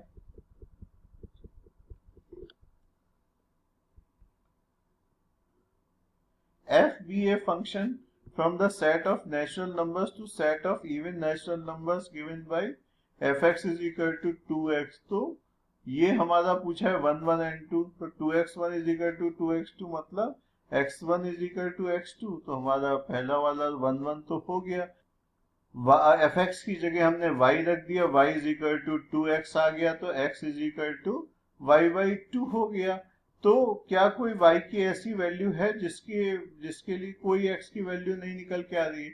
सी y is a set of even natural number, अगर इवन नेचुरल नंबर कुछ भी रखेंगे तो हमारा जो x की वैल्यू है वो नेचुरल नंबर निकल के आएगी, 2 4 6 8 1 2 3 हमारी निकलती चली जाएंगी, तो ये हमारा फंक्शन ऑन टू भी हो गया, तो ये 1 1 ऑन टू हो गया फंक्शन।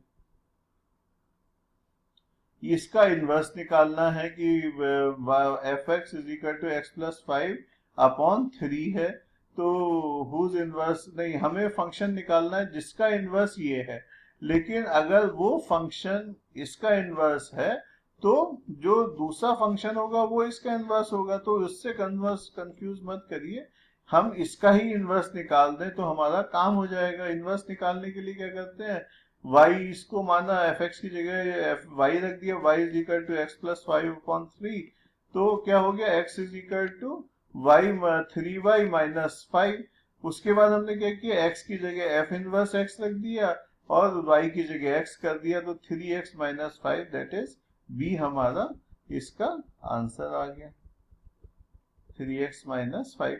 तो मतलब मैं आपको जो समझा रहा हूं, तो जब ये आप वीडियो लेक्चर देखें तो आप इस वाले लेक्चर को भी खोल लीजिए, अगर कहीं आपको लगता है मैं थोड़ा ज्यादा स्पीड से चल रहा हूं तो क्या कहते हैं आप इसको लेक्चर से भी साथ के साथ देख सकते हैं।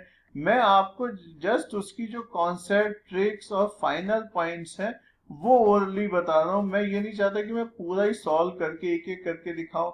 अगर मैं ब्लैक बोर्ड पे पेन या चौक लेके लगूंगा तो ये जो है 80-90 क्वेश्चन करने में तो हमारा 5 घंटे का वीडियो बन जाएगा, तो मैं उसके केवल फाइनल पॉइंट्स, ट्रिक्स और कॉन्सेप्ट्स बता रहा हूँ। ये जो सॉल्यूशंस है ये तो आपको हमारी वेबसाइट पर exam.com/12567 पे मिल ही जाएंगे, तो ये आप वहां भी देख सकते हैं। अगर मैं ऐसा नहीं करूंगा, देखिए अभी इसका लेक्चर की लेंथ हमारी 1 आवर 18 मिनट्स हो गई है, अगर मैं इसको 2-3 लेक्चर्स में भी डिवाइड करूं तो भी तो बहुत सारा मैं आपके लिए व्यूइंग के लिए हो गया, फिर आप कुछ एप्लीकेशन ऑफ माइंड मैं चाहता हूं कि आपकी तरफ से भी हो, नहीं तो बिल्कुल स्पून फीडिंग की आदत पड़ जाएगी, वो भी एग्जाम में गलत है।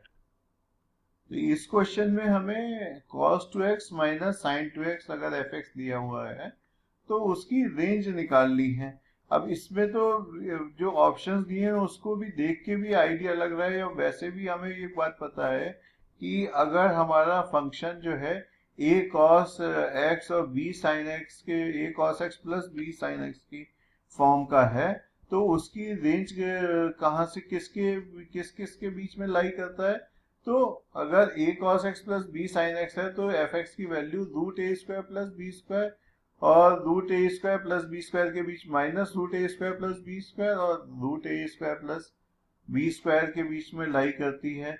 तो इस वाले क्वेश्चन में भी अगर हम ये लगा दें तो रूट 2 माइनस रूट 2 और रूट 2 के बीच में लाई करेगी, हमारा आंसर सी आ गया। अगर ये फार्मूला आपको नहीं भी पता है तो ये तो हमें पता ही है कि इससे क्वेश्चंस में हम रूट 2 से मल्टीप्लाई और डिवाइड कर दें तो रूट 2 से हमारा उसके बाद सॉल्यूशन आ गया, उसको कॉस के फंक्शन में लिख लिया, रूट 2 हम इंटू कॉस फंक्शन, तो वो हमारा माइनस प्लस उसकी वैल्यू -1 to 1 के बीच में है, तो हमारी वैल्यू -√2 to √2 के बीच में आ गई।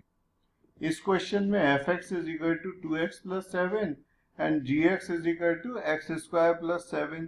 तो f और gx की वैल्यू हमारी दी हुई है 25, ठीक है। f gx निकाल लेते हैं, तो इस वाली इक्वेशन में x की जगह x² + 7 रख देते हैं, तो 2 ब्रैकेट x² + 7 प्लस 7 आ गया हमारा, इसको सॉल्व किया तो 2x² + 21 आ गया, ये वैल्यू हमारी 25 दी हुई है, तो 25 ये हमारा क्या आ गया -√2 एंड √2 वैल्यू आ गई, सी हमारा करेक्ट ऑप्शन हो गया।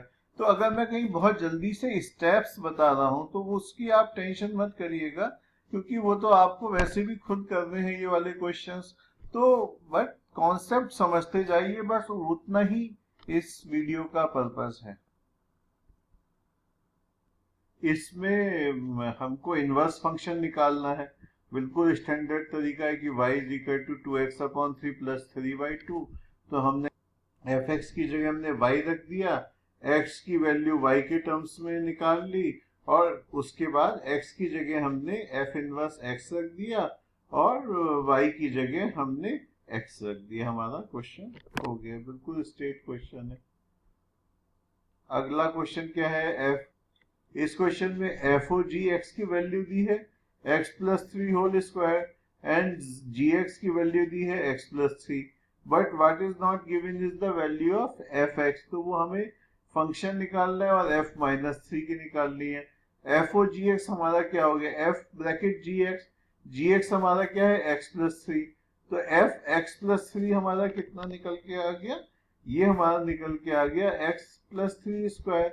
तो इसका मतलब क्या हो गया, अगर if f x + 3 is equal to x + 3 whole square, मतलब क्या हो गया, f(x) is equal to x², तो -3 की वैल्यू रखेंगे, तो हमारा कितना आ गया 9, तो हमारा आंसर कौन सा हो गया, सी। ये फंक्शन है R201, ये स्मॉल ब्रैकेट नहीं है, ये कैपिटल ब्रैकेट है, तो इसका मतलब है कि R की सारी वैल्यूज को f जो है 0 या 1 पे मैप करता है। उसका क्या मेथड है मैप करने का, इस क्वेश्चन में दिया हुआ है कि अगर रेशनल है तो वैल्यू 1 है, और इरेशनल है तो वैल्यू इसकी 0 है। अब हम इसको देख लेते हैं कि 1 on 2 के लिए 1 की कंडीशन देख लेते हैं कि f(x1) हमारा f(x2) के बराबर है, लाइक से it is they are both equal to 1, तो इसका मतलब तो यही हुआ ना कि x1 और x2 दोनों रेशनल हुए, तो f3/5 की वैल्यू भी हमारी यही होगी 1, और f4/5 की भी वैल्यू हमारी 1 होगी। तो इस केस में f(x1) is equal to f(x2) से तो हमारा ये नहीं निकला ना x1 is equal to x2, तो इसलिए ये फंक्शन हमारा 1 नहीं है।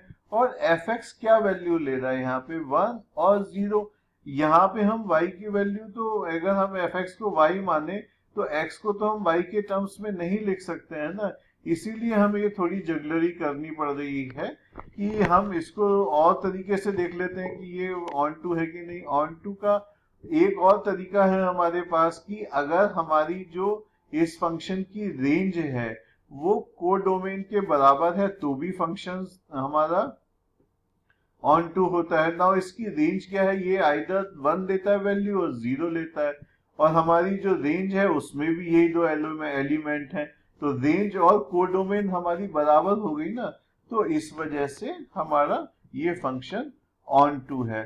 So it this function is not many one onto, तो हमारा आंसर डी इसका ठीक आ गया, many one onto, which is D option. Consider the following statements. Every function has a primitive and a primitive of a function is unique. तो जैसा कि हमने देखा है एनडीए एग्जाम्स में जो क्वेश्चंस हैं वो नई नई डेफिनेशंस के ऊपर आते हैं, तो यहाँ पे नया डेफिनेशन आ गई प्रिमिटिव फंक्शन।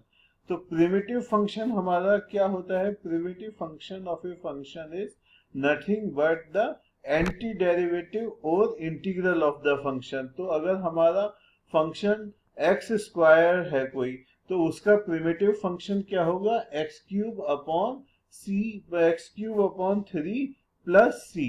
अब हम इसको ध्यान में रख के वो करें कि ये every function has a primitive, नहीं, क्योंकि हर फंक्शन का तो इंटीग्रल हम नहीं निकाल सकते हैं ना। तो इस वजह से every function does not have a primitive. A primitive of a function is unique, ये भी गलत है कि अगर हमारा एक्स स्क्वायर है तो एक्स क्यूब अपॉन 3 प्लस 1 का भी डिफरेंशिएशन हमारा एक्स स्क्वायर है, और एक्स क्यूब अपॉन 3 प्लस 2 का डिफरेंशिएशन भी हमारा एक्स स्क्वायर है। तो इस वजह से primitive of a function unique नहीं है। तो वो नाइदर 1 एंड 2 हमारा ठीक है, and correct answer is D. Now इस क्वेश्चन में f x is equal to e to the power x दिया हुआ है और पूछा है कि ये हमारा 1 1 ऑन 2 है। तो इस क्वेश्चन में हमारे स्टाफ ने इसको ग्राफ से किया है। ये मेथड भी समझ लेते हैं, ये उन क्वेश्चंस के लिए है जबकि हम f x is 1 is equal to F x 2 को सॉल्व ही ना कर पाए कि और कंक्लूड ही ना कर पाए कि उससे x1 is equal to x2 है। तो इसमें कैसे होता है कि अगर हम कोई लाइन पैरेलल खींचे, एक्स एक्सिस के ग्राफ दिया हुआ है और हम कोई लाइन पैरेलल खींचे एक्सिस के, तो it should cut it only at one place. अगर हम वाई एक्सिस के पैरेलल खींचे और लाइन दो जगह कट करती है तो वो फंक्शन ही नहीं है। क्यों? उसका क्या मतलब हुआ कि x की एक पर्टिकुलर वैल्यू के लिए y की दो वैल्यू है, तो वो तो हमारा फंक्शन ही नहीं हुआ। और अगर हम इसको x एक्सिस के पैरेलल कोई लाइन खींचते हैं और वो दो जगह कट करती है, तो इसका क्या मतलब हुआ? For two different values of x हमारा y की एक वैल्यू है। तो इस केस में हमारा फंक्शन मैनी वन है, but as is obvious from the graph of y is equal to e to the power x, if we draw a line parallel to x axis, then it will cut the graph only at one particular point. If we draw line like this, और ये भी हमारा लग रहा है कि है, लेकिन ये it is exponentially increasing. The word exponential increase has come only from the definite graph of e to the power x, that it is increasing very fast. So at every time it is increasing. तो ये हमारा function 1 1 है। और second हमारा क्या है कि on to proof करना है। तो क्या कोई y की ऐसी वैल्यू है जिसके लिए कोई हमारा x की वैल्यू नहीं है? यस, अगर हम देखें तो नेगेटिव वैल्यूज ऑफ y के लिए हमारी कोई भी x की वैल्यू नहीं है, नेगेटिव वैल्यू तो है ही नहीं इसमें, y इज ऑलवेज पॉजिटिव। और फंक्शन हमारा r टू r है, तो ये हमारा ऑन टू फंक्शन हो गया। तो ऑन टू नहीं है तो 1 1 इनटू फंक्शन ये हमारा हो गया। लेकिन क्या हम इसको अपने मेथड से कर सकते थे? Yes, we could have done it and very easily we would have got the answer that if fx1 is equal to fx2, तो क्या हुआ? e to the power x1 is equal to e to the power x2, दोनों तरफ log लिया तो x1 log e is equal to x2 log e, तो हमारा x1 is equal to x2 आ गया। क्या हम इसको अगर हम y मान ले तो y is equal to e to the power x, तो हमारा y की अगर हम दोनों तरफ log लेंगे तो क्या आ गया? log y is equal to x, तो x is equal to log y हो गया। तो log y तो तभी एग्जिस्ट करता है ना जब y हमारा पॉजिटिव हो। इवन जीरो के लिए हमारा ये वैल्यू नहीं एग्जिस्ट करती है। तो y की नेगेटिव वैल्यू के लिए हमारे x की कोई वैल्यू नहीं है। तो अपने ओल्ड एंड ट्रस्टेड मेथड से भी इस क्वेश्चन को हम इजीली सॉल्व कर सकते थे। अब ये पूछा है कि cos x ये 1 1 है कि नहीं है, और r टू r में हमने इसको डिफाइन किया है। अब ये तो बिल्कुल ही, अगर हम ग्राफ से देखें तो बिल्कुल ही स्ट्रेट है कि हमने एक लाइन यहाँ इधर खींच दी और हमारा ये मैनी प्लेसेस पे कट कर रहा है, तो ये हमारा मैनी वन हो गया। ऑन टू इसकी वैल्यू -1 to 1 के बीच में ही लाई कर रही है y की, तो y इज इक्वल टू 2 के लिए तो कोई x की वैल्यू नहीं है। तो हमारा ये फंक्शन जो है ये नाइदर 1 1 है नॉर ऑन टू है। तो ये तो हमने यहाँ पे ग्राफ से प्रूव कर दिया, लेकिन जो है हमारा इसमें क्या हम कर सकते हैं कि अपना मेथड भी देख लेते हैं कि अगर cos x1 is equal to cos x2 है और x सारी वैल्यू ले रहा है, तो वो तो हमें पता ही है ना कि 2 pi cos x is equal to cos x plus 2 pi. तो हमारा ये कंडीशन 1 1 नहीं है। और अगर y is equal to cos x माने तो x की वैल्यू हमारी क्या आ गई, cos इनवर्स y। तो हमारी x की वैल्यू अगर cos इनवर्स y है तो y की वैल्यू तो बिल्कुल -1 to 1 के बीच में हो सकती है। तो हमारी 2 के लिए तो y की x की कोई वैल्यू नहीं है, तो इसलिए ये हमारा फंक्शन ऑन टू नहीं है। तो मैनी टाइम्स अगर बहुत ही सिंपल ग्राफ है तो हम ग्राफ से भी कर सकते हैं, लेकिन आई वुड से कि आप एक यूनिफॉर्म मेथड फॉलो करें। कोई भी क्वेश्चन इतना टफ नहीं होता है कि उसको अगर बिल्कुल ही आपसे वो सॉल्व नहीं हो रहा है एफ तभी हम करें। वो तब होता है कि जब एक बहुत ही कॉम्प्लेक्स है e to the power bracket x plus modulus of x cube, इस तरह का कोई कॉम्प्लेक्स सा फंक्शन दिया हुआ है, तो हम उसमें x की वैल्यू y के टर्म्स में निकाल ही नहीं सकते। तब हम जाके इस वाले मेथड को ग्राफ वाले मेथड को यूज करेंगे। अब ये क्वेश्चन है F x is equal to modulus of x upon x, ये 4 बार मैं बता चुका हूँ, 4 बार एनडीयू में आ चुका है। अब ये आप अपने आप देख लीजिएगा। ये इंजेक्टिव कौन सा है, इंजेक्टिव को मैंने कैसे याद करने को बताया था। वो क्या है कि इंजेक्टिव को इंजेक्शन से याद कर लीजिए। इंजेक्शन एक आदमी एक को लगाता है और नॉर्मली नर्स लगाती है, तो नर्स एक ही है ना, तो 1 to 1 हो गया। तो ये हमारा इंजेक्टिव इज 1 to 1। तो मॉडुलस अब पूछा गया कि कौन सा वाला है, modulus of x1 is equal to modulus of x2। तो इसमें तो क्या हुआ, x1 is equal to plus minus x2 हो गया। अब f x is equal to x square, तो सिमिलरली इसमें भी x1 is equal to plus minus x2 हो गया। अगर f x is equal to 11 आ रहा है तो इसमें भी हमारा नहीं निकल के आया। और लास्ट क्या है कि F x is equal to minus x, तो अगर minus x1 is equal to minus x2 तो इसका मतलब है x1 is equal to x2। तो डी फंक्शन हमारा इसमें 1 1 यानी इंजेक्टिव है। अब क्या है कि F x is equal to x mod x for each x being the set of real number which one of the following is correct. X mod, अब मैं ये नहीं करा रहा, बहुत हो चुके हैं, आप देख लीजिएगा। इसका आंसर हमने यहाँ पर दे रखा है आपको इसको खुद कर लीजिएगा। अब ये वाला क्या है कि 1 2 3 से ABCD में डिफाइंड है, और फिर ये पूछा है कि ये बहुत सिंपल है, इनवर्स पूछा है।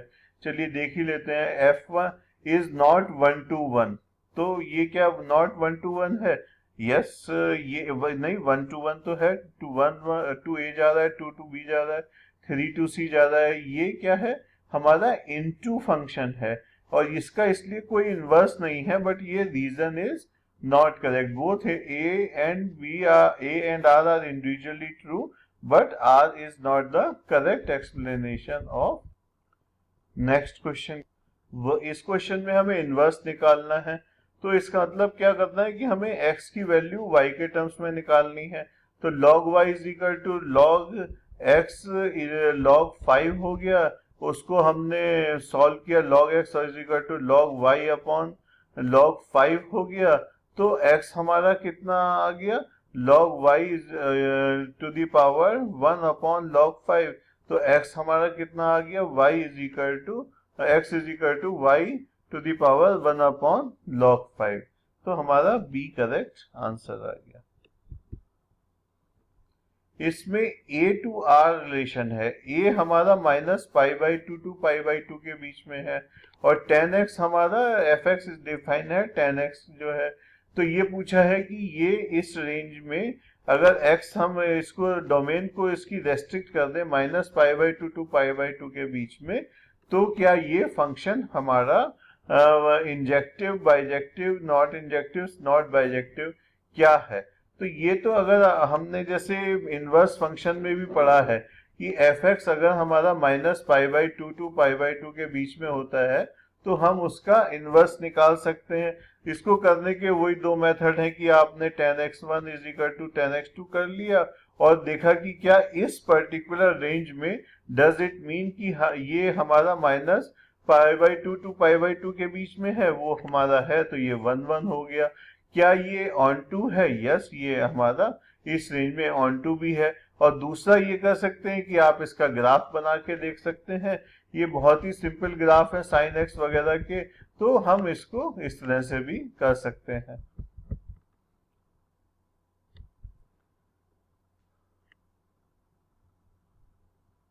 और क्या है कि g is equal to R, G ये फंक्शन है r टू r के बीच में, तो gx हमारा क्या हो गया 2x प्लस 5। तो हमारा क्या निकल गया, g इनवर्स x निकालना है।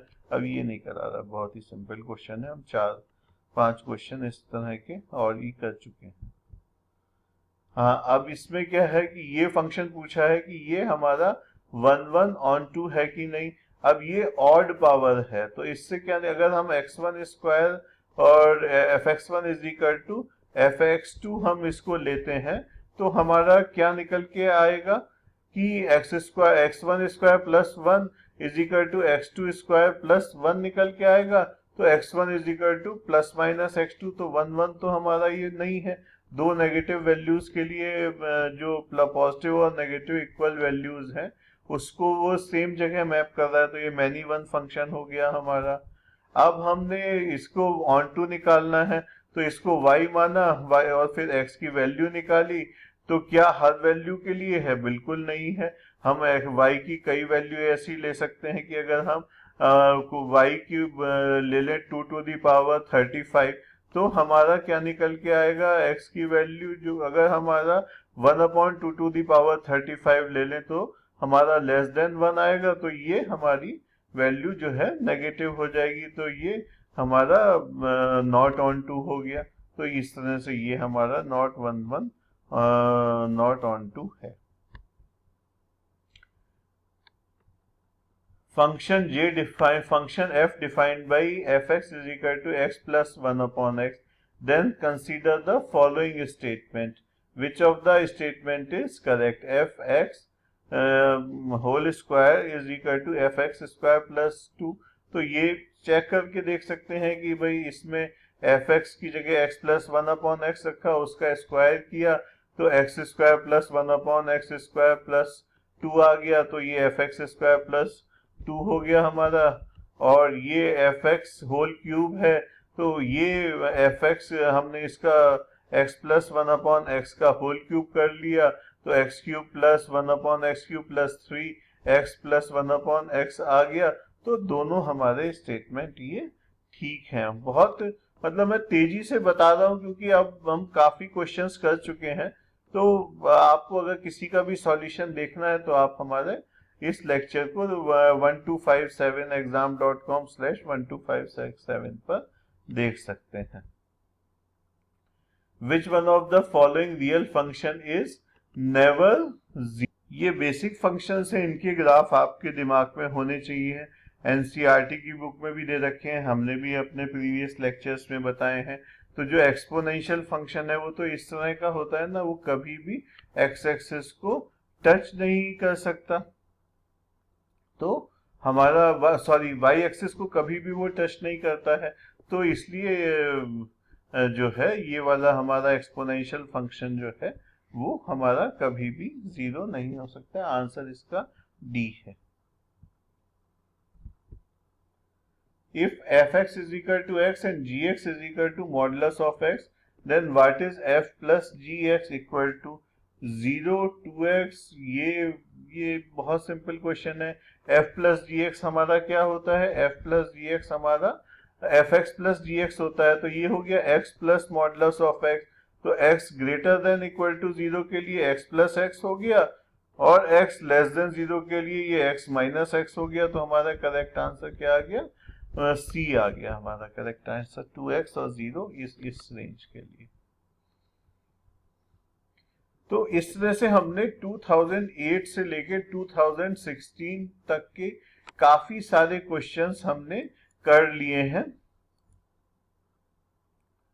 और अब हमारे को उम्मीद है कि अगर इस तरह का कोई भी क्वेश्चन आता है तो आप इस सबको आसानी से कर सकते हैं। सेट, रिलेशन और फंक्शन के किसी भी क्वेश्चन में अब आपको कोई डिफिकल्टी नहीं होनी चाहिए।